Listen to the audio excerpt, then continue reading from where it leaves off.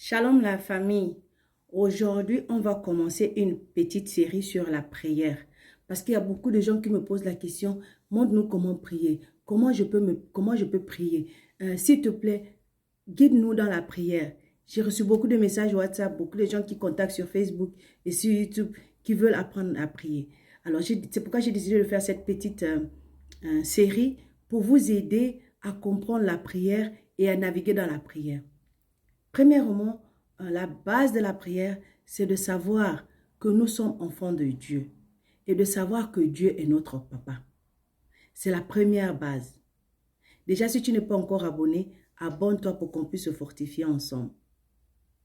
Et il faut savoir que la prière ne doit pas être un fardeau. Ça ne doit pas être quelque chose que tu penses que tu dois faire pour faire plaisir à Dieu ou pour te faire plaisir à toi-même.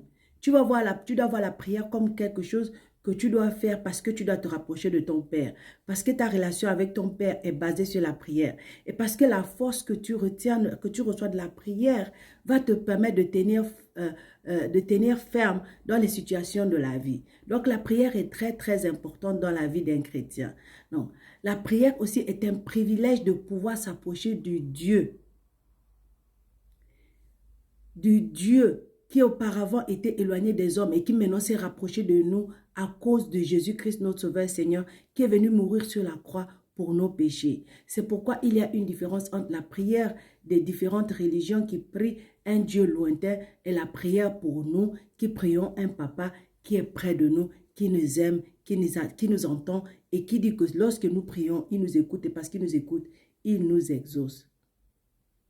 C'est pourquoi Hébreux chapitre 4 verset 16 dit « Approchons-nous donc avec assurance du trône de la grâce, afin d'obtenir miséricorde et de trouver grâce pour être secouru dans nos besoins. » Il faut prendre conscience que lorsque l'enfant de Dieu prie, il est en esprit devant le trône de Dieu, présentant ses prières comme un parfum de bonne odeur à son papa. La prière n'est donc pas un fardeau, mais c'est une grâce d'avoir accès devant le trône de grâce.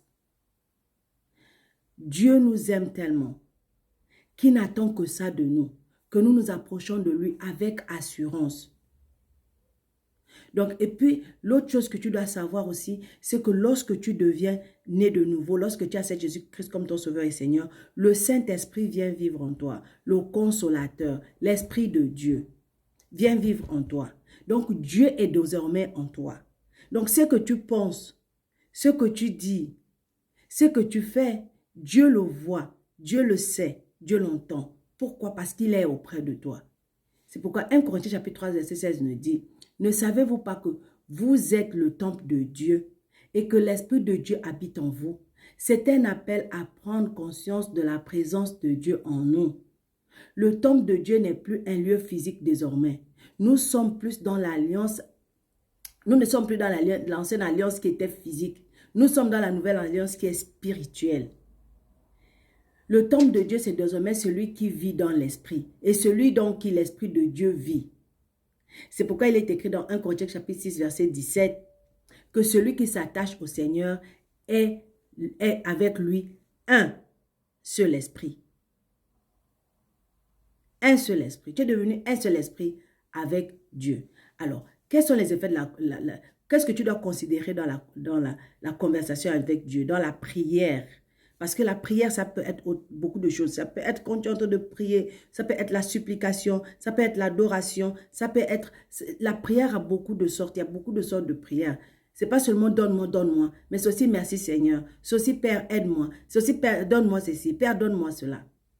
Donc, il y a 3 choses à considérer. La première chose que tu dois considérer, c'est que la prière, c'est une communication entre le Père et son enfant. Romains chapitre 8, verset 27 nous dit « Il nous a aussi prédestinés à être semblables à l'image de son Fils, afin que son Fils fût le premier-né entre ses enfants. » Romains chapitre 8, verset 15 dit « Et vous n'avez point reçu un esprit de servitude pour être encore dans la crainte, mais vous avez reçu un esprit par lequel nous crions Abba Père. » Celui qui est en Jésus-Christ ne prie donc pas un Dieu lointain, mais il prie son Père dans la complicité, dans une complicité et une intimité certaine, dans la certitude que mon papa a auprès de moi, quand je prie, il m'écoute et parce qu'il m'écoute, il m'exauce. Troisièmement, il faut savoir que le Saint-Esprit en toi aussi, c'est ton ami. La Bible nous dit que le Saint-Esprit, c'est notre confident, c'est notre consolateur, c'est notre aide. Romains chapitre 8, verset 26 nous le dit. Ce sont des qualificatifs de quelqu'un qui est votre ami, quelqu'un qui est là pour vous soutenir quand vous êtes faible, pour que vous puissiez parvenir à la stature de Christ, à la dimension spirituelle nécessaire pour paraître debout devant Dieu comme son fils. Comme son fils lors de son avènement. Donc, tu peux aussi parler avec le Saint-Esprit comme si tu parlais à un ami. Quand tu es faible, quand tu es dépassé, quand tu ne sais pas quoi faire, tu peux parler avec Dieu comme tu parles à un ami. Tu peux parler à Dieu comme tu parles à un ami. Parce que le consolateur en toi est là pour te consoler. Mais il est aussi là pour te soutenir. Il est aussi là pour te fortifier. Il est aussi là pour te fortifier. Donc, tu peux parler avec lui comme tu parles à un ami. Troisième manière de parler avec troisième manière de prier, c'est parler à Dieu comme si tu parlais à un fiancé. 2 Corinthiens chapitre 11 verset 2 nous dit que nous avons été fiancés à un seul époux, à Christ, afin de nous présenter à lui comme une vierge pure. Dans l'Apocalypse chapitre 21 verset 9, il nous a parlé de l'épouse de l'agneau. Cette épouse étant l'Église, le corps de Christ que nous formons, vous et moi. Car en esprit, tous ceux qui sont à Christ sont assemblés comme un seul corps, une seule unité qui sera l'épouse de Christ. La parole des 10 vierges enseignée par Jésus-Christ nous montre cette image d'épouse que nous sommes pour Christ. C'est pourquoi tu dois augmenter ton intimité avec lui. Tu dois augmenter ton intimité avec lui. Plus tu vas te réaliser que tu t'es fiancé à l'Esprit de Dieu, puisque tu vas te réaliser que Dieu est ton mari, ton amour pour lui va augmenter. Ton envie de te rapprocher de lui va augmenter. Ton envie de lui faire plaisir va augmenter. Ton envie de mettre sa parole en pratique aussi va augmenter. C'est pourquoi Éphésiens chapitre 5, verset 31 et 32 nous dit, l'apôtre Paul nous explique dans ce passage que le mariage institué par Dieu entre un homme et une femme est un mystère qui est à l'image de Christ et de son épouse, qui est l'Église que nous formons, vous et moi. Donc, frères et sœurs, regarde la prière, ne regarde plus la prière comme un sacerdoce, ne regarde plus la prière comme quelque chose que tu dois faire, ne regarde plus la prière comme quelque chose qui est difficile à faire. La prière, c'est simple, mais il faut la comprendre. J'espère qu'avec cette petite série que j'ai commencée, cela va t'ouvrir les yeux et que tu vas voir Dieu différemment, tu vas prier différemment et tu vas réagir différemment. Si tu n'es pas encore abonné, abonne-toi pour qu'on puisse se fortifier ensemble. On n'abandonne pas, on ne lâche pas, on tient la ferme.